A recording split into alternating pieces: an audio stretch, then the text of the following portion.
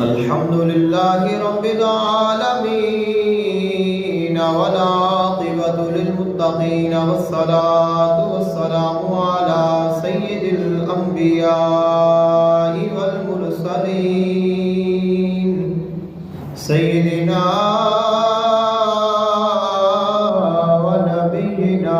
وشفيعنا وسندنا ومولانا محمد وعلى آله وأصحابه أجمعين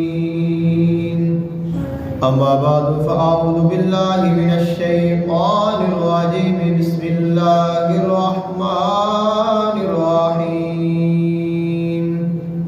ولا